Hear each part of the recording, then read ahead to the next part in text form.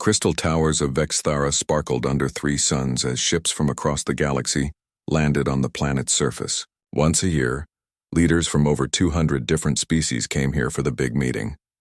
They called it the Galactic Confederation Summit, and it was the most important event in the known universe.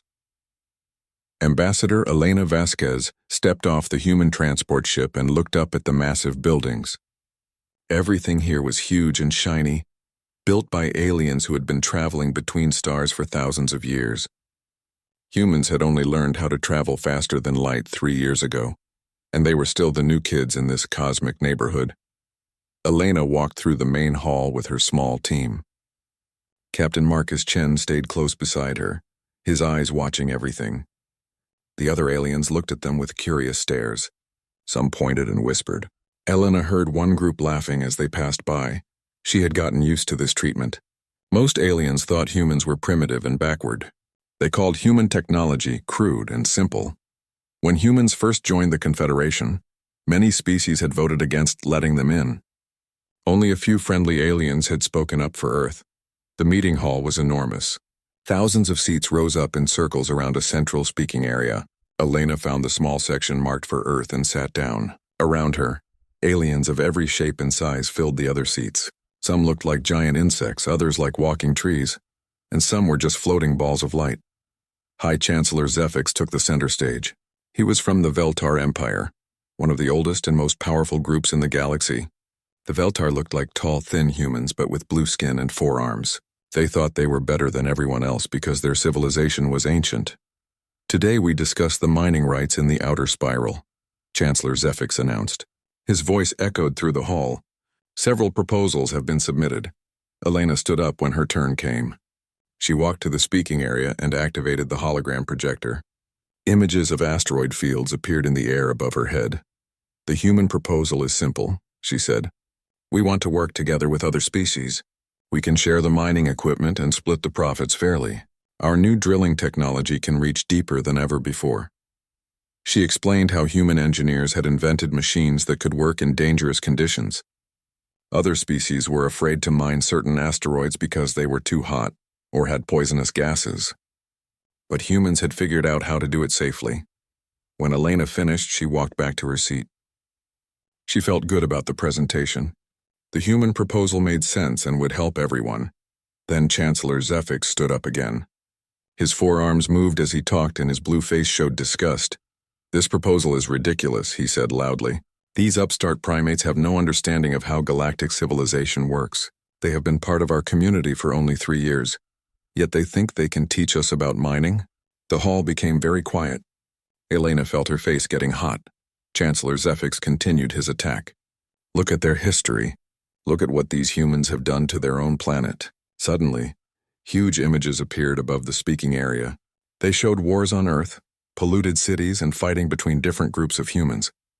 Elena watched in horror as Chancellor Zephyx displayed the worst moments from human history. This is what these barbarians call civilization, the Chancellor said. They fight constantly. They destroy their environment. They cannot even get along with their own species. And now they want to tell us how to run the galaxy? Laughter started spreading through the hall. Elena heard aliens making jokes about humans. Someone shouted, "Go back to your mud planet." Others called humans violent apes and primitive savages. Chancellor Zephyx raised his arms for silence. I propose that Earth should be placed under protectorate status. These humans clearly need guidance from more advanced species. They should not be allowed to make important decisions until they prove they can behave like civilized beings. The vote happened quickly. Elena watched the results appear on the giant screen. The human proposal was rejected by an overwhelming majority. Even worse, the vote for protectorate status passed. Earth would now be treated like a child that needed supervision. Elena stood up slowly. The hall was still buzzing with conversation and laughter. She looked around at all the alien faces. Some looked sorry for her, but most seemed happy with the result. Captain Chen touched her arm gently. Ambassador, we should go, Elena nodded. She walked out of the hall with her head held high, but inside she was burning with anger and shame.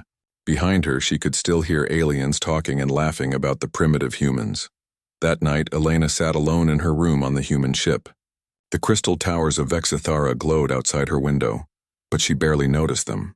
She was thinking about what had happened in the meeting hall. Captain Chen knocked on her door and came in. "Ma'am, the team is ready for your orders." Elena turned around. Her face was calm, but her eyes were hard as steel. "Marcus, send a coded message to Earth. Use the emergency channel." What should the message say? Elena walked to her desk and picked up a secure communication device. She thought for a moment, then spoke clearly into the device. "Message to Earth Command. Ambassador Vasquez reporting. Recommendation: withdraw from Galactic Confederation immediately. Begin Protocol 7. Repeat, begin Protocol 7. Captain Chen's eyes widened. Protocol 7 was something they had hoped never to use. It was Earth's secret plan for what to do if the galaxy turned against humanity. "Are you sure about this, ma'am?" Elena looked out the window at the alien city. "They think we're primitive barbarians who need their guidance. They think we have nothing to offer. Let's see how well they do without us." The message was sent that night. Elena didn't know it yet, but this simple communication would change the entire galaxy. The aliens thought they were rejecting a weak and useless species. They had no idea what they were about to lose. Back on Earth, military and government leaders received Elena's message. Within hours, orders went out to every human ship, colony, and outpost in the galaxy. The message was short and clear: come home. Leave no trace. Elena packed her things the next morning. The human delegation left Vexithara without saying goodbye to anyone. As their ship lifted off from the crystal planet, Elena looked down at the alien city one last time. "You wanted us gone," she said quietly. "You got your wish." The ship jumped to faster than light speed and disappeared. Behind them, the Galactic Confederation continued their meetings, proud of how they had handled the human problem. They had no idea that their biggest problem was just beginning. In the coming weeks, they would learn that sometimes the most dangerous thing you can do is get exactly what you ask for. The galaxy was about to discover just how much they had depended on the primitive humans they had just rejected.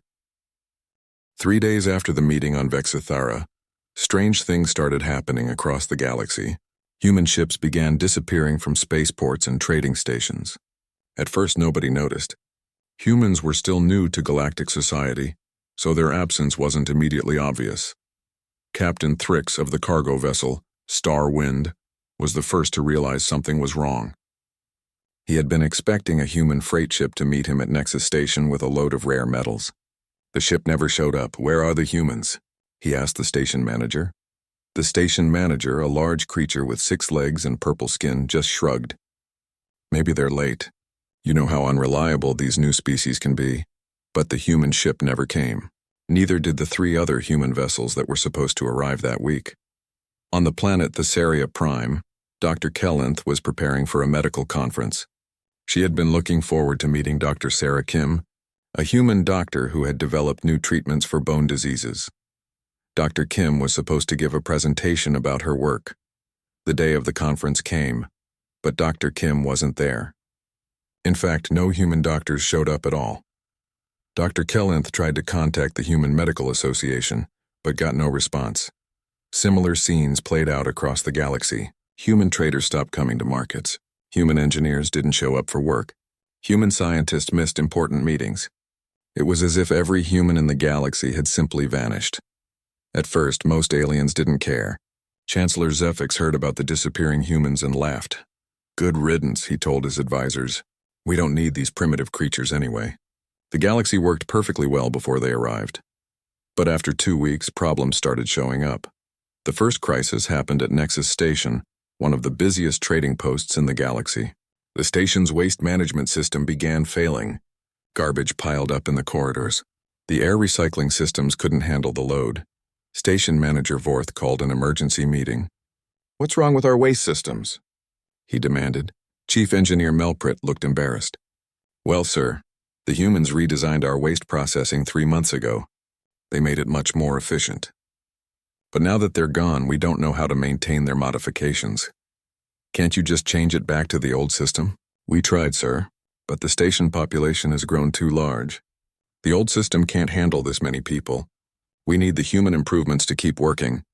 Manager Vorth's face turned dark green with anger. "Find a way to fix it!" But they couldn't fix it.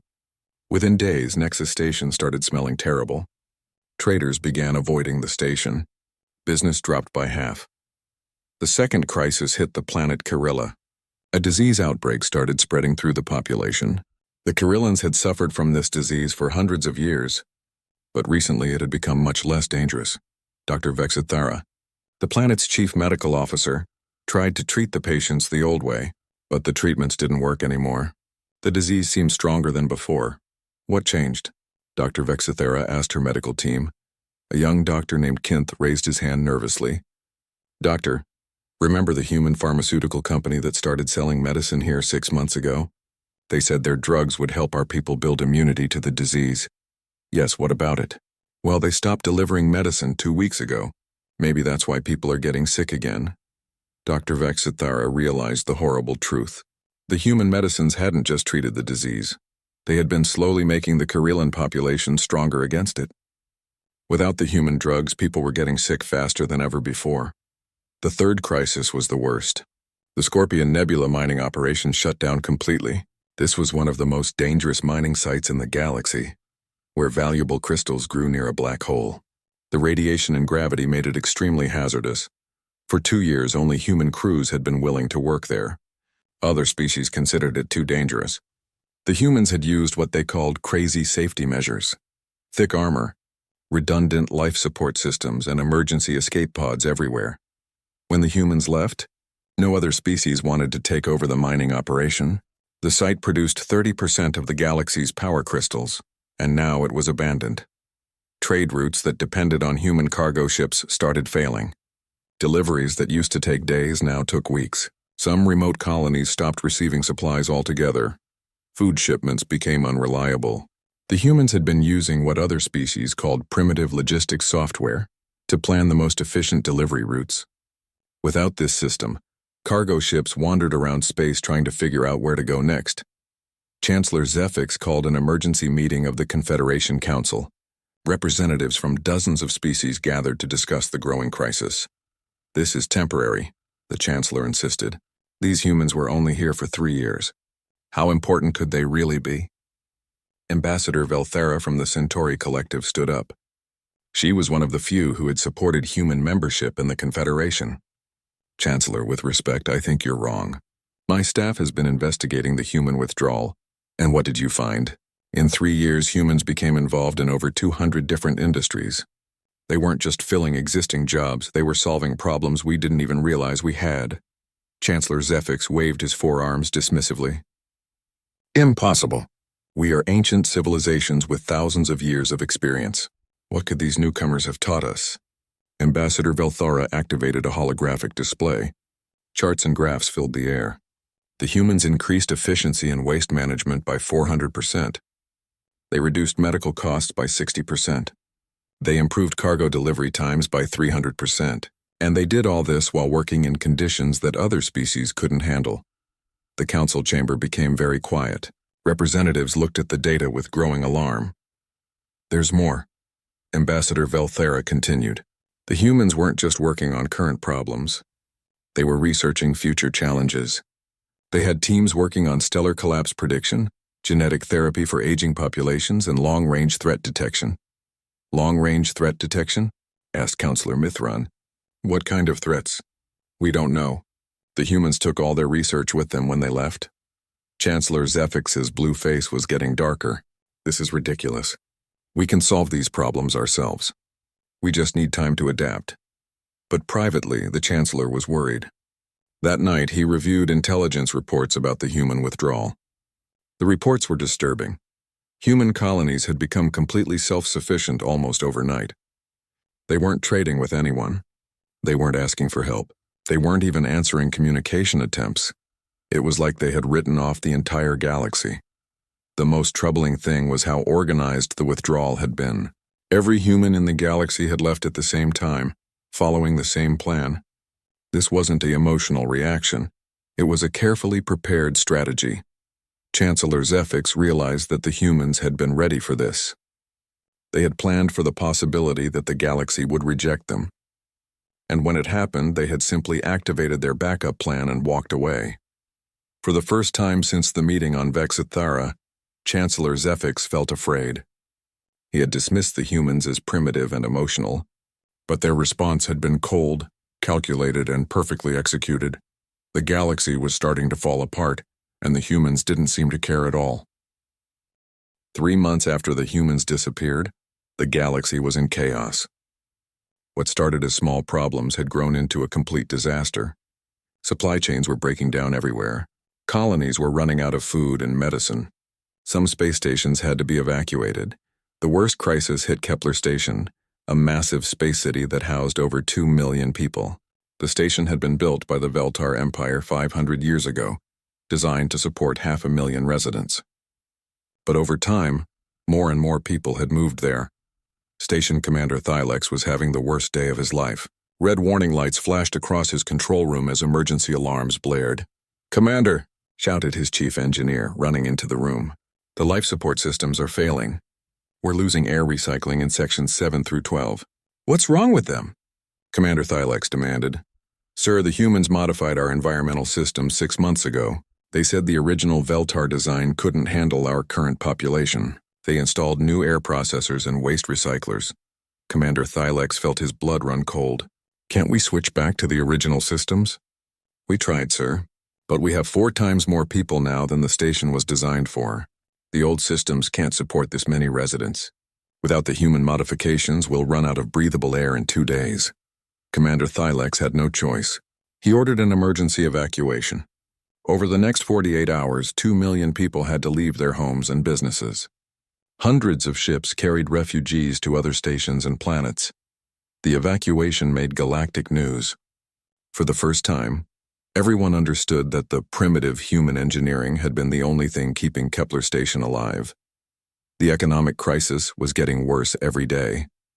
Shipping costs had increased by 500%. Simple deliveries that used to take 3 days now took 2 weeks. Some cargo ships got completely lost and had to be rescued.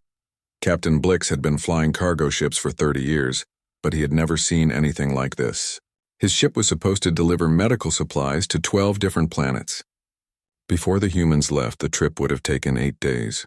Now he had been flying for 3 weeks and had only reached 4 planets. "I don't understand it," he told his navigator. "We used to get detailed route plans that told us exactly where to go and when.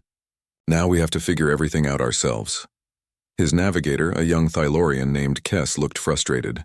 "Captain, I've been researching this. The humans created a logistics network that covered the entire galaxy. Their computers calculated the most efficient routes for every cargo ship. When they left, they took the whole system with them. Can't we build our own system?" "We're trying, sir." But the human system was incredibly complex. They had millions of variables in their calculations: fuel costs, traffic patterns, weather conditions, political situations. "It might take us years to recreate it." Captain Blix looked out at the stars and sighed. "Years we don't have." The medical crisis was spreading to more planets. On Thessaria Prime, Dr. Kel Inth was watching patients die from diseases that should have been easily treatable. "I don't understand what's happening," she told her medical team. "These diseases were almost eliminated. Now they're coming back stronger than ever." Dr. Vinth, her assistant, had been researching the problem. "Doctor, I think I know what happened. The human pharmaceutical companies weren't just selling us medicine. They were giving us something called preventive treatment." "What does that mean?" "Their drugs didn't just cure diseases. They made our immune system stronger. People who took human medicine became resistant to many illnesses. But now that the medicine is gone, our immune systems are weak again." Dr. Kellinth realized the terrible truth. "You mean we became dependent on human medicine without knowing it?" "Yes, doctor. And there's worse news. The humans were working on treatments for genetic diseases that we've suffered from for thousands of years. They were close to finding cures. Now all that research is gone. Political problems were growing too. The Zephyrian Republic, which had remained neutral during the human crisis, suddenly announced they were considering leaving the Confederation. President Kalar of the Zephyrians gave a speech that shocked the galaxy. "The Confederation leadership has shown terrible judgment in handling the human situation. They rejected a species that was helping solve problems across the galaxy. They turned potential partners into enemies. We cannot support such foolish decisions." Other smaller species started making similar statements. The Andorian Alliance demanded new leadership. The Silicon Collective threatened to stop providing computer technology. Chancellor Zephix found himself facing the biggest political crisis of his career. For the first time in decades, his authority was being questioned. Ambassador Velthara requested a private meeting with the Chancellor. They met in his office on the capital world of Velthara Prime. "Chancellor, you need to see this report," she said, handing him a data tablet. Chancellor Zefix read the report with growing alarm. It contained a detailed analysis of human activities before their withdrawal.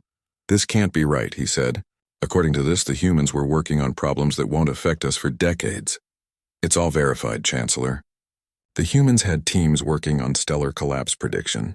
They were developing treatments for genetic degradation in 3 different species. Most importantly, they were researching something called extragalactic threat assessment. Extragalactic threats? What does that mean? We don't know. The humans detected something beyond our galaxy that they considered dangerous. They were developing defense strategies. When they left, they took all their research with them. Chancellor Zefix felt a chill run through his body. "Are you saying there might be threats we don't even know about?" "That's exactly what I'm saying. The humans weren't just solving our current problems. They were protecting our future. And now they're gone." The Chancellor walked to his window and looked out at the city below. For 800 years, his people had ruled this part of the galaxy. They had always believed their age and experience made them superior to younger species. "Have we tried to contact them?" he asked quietly. "Many times. Every attempt has been ignored. The humans aren't answering any communications from Confederation members. It's like we don't exist to them anymore." Chancellor Zefix turned around. For the first time, he looked old and tired. "What do you think we should do?" Ambassador Velthara's voice was gentle but firm. "I think you should apologize publicly and hope they're willing to listen." The Chancellor was quiet for a long moment. His pride was fighting with his growing fear. Pride had always been the greatest strength of the Veltar Empire, but now it might destroy them. "If I apologize," he said slowly, "it will be seen as weakness. Other species might challenge our leadership.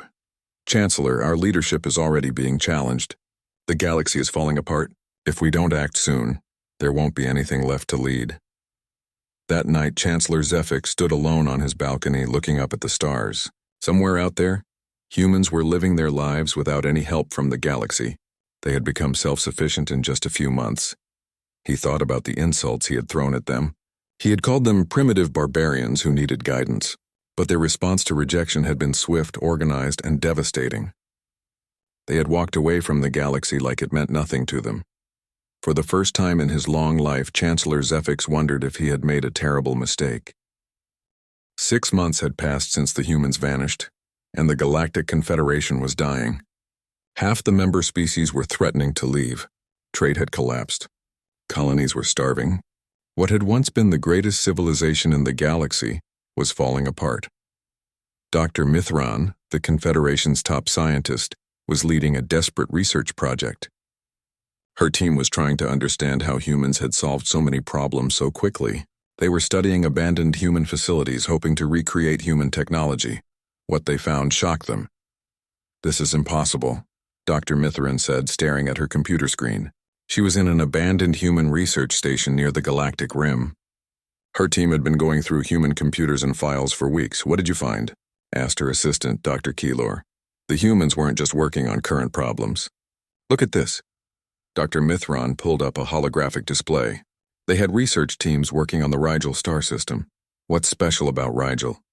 According to their calculations, the main star will collapse in 47 years. They were already developing evacuation plans and backup colonies for the 3 billion people who live there. Dr. Keylor's eyes widened. 47 years? How could they predict that so far in advance?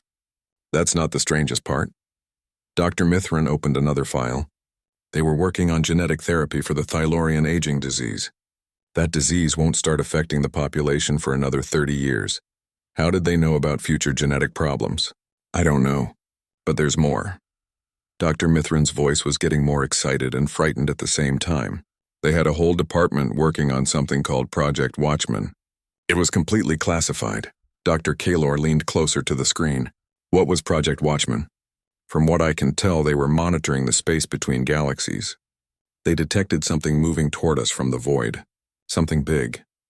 The room became very quiet. Dr. Keylor's skin changed from green to pale yellow, which meant he was scared. Are you saying there's something dangerous coming from outside our galaxy? That's exactly what I'm saying. And the humans were the only ones who knew about it. Dr. Mithran continued reading through the files. The more she learned, the more frightened she became. The humans hadn't just been solving random problems. They had been working on challenges that other species didn't even know existed.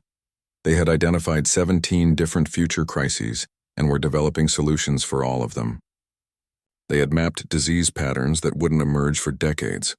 They had calculated resource shortages that wouldn't happen for a century. Dr. Mithran, said Dr. Keylor quietly, how are they able to see so far into the future?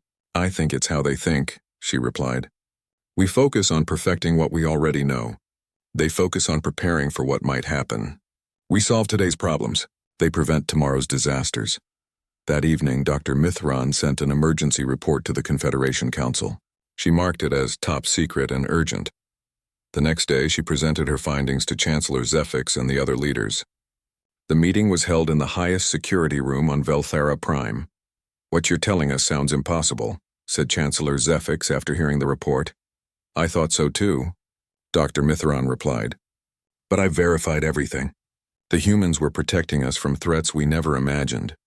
Counselor Thylex, who had survived the Kepler station evacuation, spoke up. Dr. Mithran, in your opinion, how advanced was human technology? That's the thing, Counselor. Their technology wasn't more advanced than ours. In many ways, it was simpler. But they used it differently. What do you mean? We build technology to do specific jobs perfectly. They build technology to adapt to unexpected situations. We create solutions. They create problem-solving systems. Chancellor Zephyx was quiet for a long time. Finally, he asked the question everyone was thinking. Can we recreate their work? Dr. Mithran shook her head. Not quickly enough. Some of their projects would take us decades to understand, and that's assuming we can figure out how they were thinking in the first place. What about this extragalactic threat you mentioned? We don't have enough information. The humans took most of their research with them. But based on what they left behind, something is coming. Something that requires preparation we haven't even started. The meeting ended in silence. The leaders of the galaxy's greatest civilization had just learned they were helpless without a species they had rejected as primitive. Chancellor Zephyx returned to his office and sat alone for hours. He thought about the speech he had given 6 months ago, calling humans upstart primates who needed guidance. Now it seemed the humans had been the ones providing guidance all along. Ambassador Velthara came to see him that evening. Chancellor, we need to contact Earth, she said without introduction.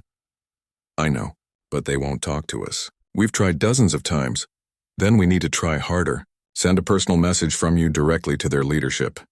Chancellor Zephyx laughed bitterly. What would I say? Sorry we called you primitive barbarians. Please come back and save us. If that's what it takes, yes. The Chancellor looked at her with surprise. You're serious? Chancellor, my species has been part of the Confederation for 3,000 years. In all that time, we've never faced a crisis like this. If the humans don't help us, we might not survive. That night, Chancellor Zephyx composed a personal message to Earth. He wrote it himself without help from advisors or speechwriters. It was the hardest thing he had ever written. To the leaders of Earth, the message began. I am Chancellor Zephyx of the Veltar Empire. 6 months ago, I insulted your people and your civilization. I was wrong. The Galactic Confederation needs your help. Please respond. The message was sent through the most secure channels. Chancellor Zephyx waited 3 days for a reply.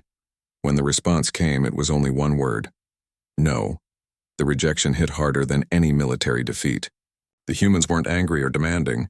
They were simply indifferent. They had moved on with their lives and didn't care what happened to the galaxy. Ambassador Velthara suggested sending a delegation to Earth. Maybe if we talk to them in person, they'll listen. Who would go? Asked the Chancellor. I will. And I think you should come too. Chancellor Zephyx was shocked. Me? Travel to Earth and beg for help?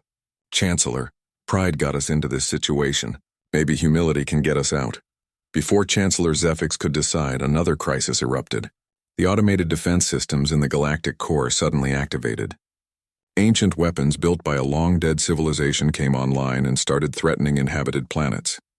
The weapons were unlike anything in current galactic technology. They used energy patterns that no living species understood. Every attempt to shut them down failed. Dr. Mithran studied the ancient weapons from a safe distance. These systems are based on quantum manipulation principles, she reported. We've never seen anything like this. Can we destroy them? Asked Chancellor Zephyx. We've tried everything. Our weapons can't even scratch them. The technology is too alien, too different from our current understanding. How long before they reach inhabited systems? 6 weeks, maybe less. Chancellor Zephyx realized they were facing a threat that could destroy billions of lives. The Confederation's greatest military minds were helpless against the ancient weapons. Dr. Mithran, he said quietly, in your research of human facilities, did you find anything about weapons like these? Dr. Mithran checked her files. Actually, yes. The humans had a research team studying ancient galactic civilizations. They were specifically interested in automated defense systems. Did they have any solutions? I don't know. Most of their research was taken when they left, but... She paused, checking her notes again. Chancellor, there's something else. The humans detected these weapon systems 2 years ago. They knew this was going to happen. The room fell silent. The humans had known about the ancient weapons and had been preparing for this crisis. When they left the galaxy, they had taken their solutions with them. Chancellor Zephyx made his decision. Prepare my ship. I'm going to Earth. Chancellor Zephyx had never felt so small. He stood in the waiting room of the United Nations building in Geneva. Earth. This was the first time in 800 years that a Veltar leader had come to another planet to ask for help. Ambassador Elena Vasquez finally entered the room. She looked exactly the same as she had 6 months ago on Vexithara, but everything else had changed. Then she had been asking for acceptance. Now he was asking for mercy. Chancellor Zephyx, she said politely, please sit down. They sat across from each other at a simple wooden table. The room was small and plain, nothing like the grand meeting halls of the Confederation. But somehow this felt more real. Ambassador Vasquez, the Chancellor began. The galaxy is in crisis. The ancient weapon systems in the galactic core have activated. Our scientists can't stop them. Billions of people will die. Elena's expression didn't change. That's unfortunate. But what does it have to do with us? We believe humans might have solutions. Our research teams found evidence that you were studying these weapons. We were studying many things. We're always preparing for the future. It's what humans do. Chancellor Zephyx felt sweat forming on his blue skin. Ambassador, I came here to ask for your help. Why should we help you? Elena asked simply. 6 months ago you called us primitive barbarians. You said we needed guidance from our betters. You voted to treat us like children who couldn't make decisions. The Chancellor's forearms trembled slightly. I was wrong. Were you? Or are you just desperate? Chancellor Zephyx looked down at the table. This was the moment he had been dreading. Both. I was wrong 6 months ago and I'm desperate now. But mostly I was wrong. Elena leaned back in her chair. Tell me why you think you were wrong. Because... Chancellor Zephyx struggled to find the words. Because you weren't the problem we thought you were. You were the solution to problems we didn't even know we had. Explain. In 3 years, humans solved challenges that had existed for centuries. You made our civilization better in ways we never imagined. And when we rejected you, we lost not just your help with current problems, but your protection for future ones. Elena was quiet for a moment. What do you think went wrong, Chancellor? We judged you by our standards instead of trying to understand your methods. We saw your technology as crude because it didn't match our established patterns. We thought being different meant being inferior. And now? Chancellor Zephyx looked directly at her. Now I understand that being different is exactly what we needed. You think in ways we never learned how to think. You see problems we never learned how to see. You prepare for futures we never learned how to imagine. Elena stood up and walked to the window. Outside, Earth's blue sky stretched to the horizon. Chancellor, do you know why we withdrew so completely? Because we insulted you. No, we've been insulted before. We withdrew because you made it clear that you would never accept us as equals. You wanted us to be junior members who followed your rules and stayed quiet. That's not partnership. That's subordination, you're right. Elena turned around. The galaxy doesn't need humans to solve its problems, Chancellor. The galaxy needs humans to think differently about problems. But that only works if you value different thinking instead of trying to eliminate it. I understand that now. Do you? Because 6 months ago you had a choice. You could have celebrated the fact that a new species brought new ideas. Instead, you felt threatened and tried to control us. Chancellor Zephyx was quiet for a long time. When he spoke, his voice was barely a whisper. "What can I do to fix this?" Elna sat back down. "First, let's talk about the weapon crisis. You're right, we do have solutions, but they require cooperation between human methods and galactic technology. It's not something we can do alone." "What kind of cooperation?" "The ancient weapons use quantum manipulation, but they're controlled by pattern recognition systems. Human computers can break their patterns, but we need Veltar energy-focusing technology to deliver the shutdown commands. We also need Thylorian mathematical models and Centauri artistic pattern analysis." Chancellor Zephyx was confused. Artistic pattern analysis? The weapons were built by artists as much as engineers. Their control systems are based on aesthetic principles, not just logical ones. Only the Centauri understand art-based mathematics well enough to decode them. You mean the solution requires multiple species working together? Exactly. That's the point, Chancellor. The reason humans were effective wasn't because we were better than everyone else. It's because we were willing to combine our methods with other species' strengths. Elena activated a holographic projector. Images of the ancient weapons appeared in the air. "We've been monitoring the situation from Earth," she said. "These weapons will reach the first inhabited planet in 3 weeks. But if we work together, we can stop them." "How?" "Human engineers will design the shutdown virus. Veltar technology will deliver it. Thylorian mathematics will calculate the targeting solutions, and Centauri artists will create the aesthetic keys to unlock the weapons control systems." Chancellor Zephyx stared at the hologram. "This is the most complex cooperative project I've ever heard of. Welcome to how humans solve problems. We don't just use our own abilities. We find ways to combine everyone's abilities. But why would you help us after what we did?"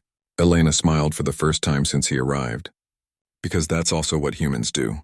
We don't abandon people who need help, even if they've been unfair to us. What do you want in return? A new alliance. Not one where humans are junior members, but one where every species is valued for what makes them unique. No more protectorate status. No more lectures about primitive methods. Equal partnership." Chancellor Zephyx nodded slowly. "I can agree to that. But I should warn you, not everyone in the Confederation will accept these changes easily. Then they'll have to learn, just like you did. Because the galaxy is changing, Chancellor. The old ways of thinking aren't enough anymore." Over the next 3 weeks, the most complex cooperative project in galactic history took place. Human engineers worked with Veltar technicians. Thylorian mathematicians collaborated with Centauri artists. Species that had barely talked to each other before were suddenly working together as partners. The project was chaotic. Different species had completely different approaches to problem solving. Arguments broke out constantly. Traditional Veltar engineers couldn't understand why humans kept changing the plan. Human technicians got frustrated with Thylorian perfectionism, but somehow, it worked. The shutdown virus was delivered to the ancient weapons just hours before they would have reached the first inhabited planet. The weapons powered down peacefully, ending a threat that could have destroyed the galactic core. The success celebration was held on Nexus Station, which had been repaired using combined human-alien technology. Representatives from dozens of species gathered to mark the end of the crisis. Chancellor Zephyx gave a speech that was broadcast across the galaxy. "Today, we learned something important," he said. "For too long, we believed that wisdom came from age and experience. We thought that being different meant being inferior. We were wrong." He paused and looked directly at the human delegation. "These humans taught us that real strength comes from diversity of thought. They showed us that being young doesn't mean being primitive, and being different doesn't mean being wrong. They reminded us that the universe is full of challenges we've never imagined, and we need every kind of thinking to face them." The Chancellor's voice grew stronger. "I propose that we create a new alliance, not one based on hierarchy and control, but one based on cooperation and respect. An alliance where every species contributes their unique strengths to solve problems together." The response was overwhelming. Species after species stood up to support the proposal. Within hours, the old Galactic Confederation was dissolved and replaced with the Galactic Cooperative Alliance. Ambassador Elena Vasquez was elected as the first Director General of the new alliance. In her acceptance speech, she said something that became famous across the galaxy. "We're not here to prove that humans are better than anyone else. We're here to prove that everyone is better when we work together." 1 year later, Chancellor Zephyx visited Elena in her office on the New Alliance headquarters station. The office was decorated with artwork from dozens of different species, representing the diversity of the new galactic community. "I have something for you," Elena said. Pulling out a framed document, Chancellor Zephyx looked at it and gasped. It was a copy of his original speech from Vexithara, where he had called humans upstart primates. "Why are you giving me this?" he asked. "To remember how much we've all grown," Elena replied. "A year ago you saw humans as a threat to galactic order. Now you understand that diversity isn't chaos, it's strength." Chancellor Zephyx nodded. "I keep a copy of that speech in my office too, to remind myself that even the oldest and wisest can learn new things." Elena smiled. "That's the most human thing you've ever said." Outside the office windows, ships from hundreds of different species flew past the station. They were carrying supplies, sharing technology, and working together on projects that would have been impossible under the old system. The galaxy had learned that sometimes the greatest strength comes not from being right, but from being willing to admit when you're wrong.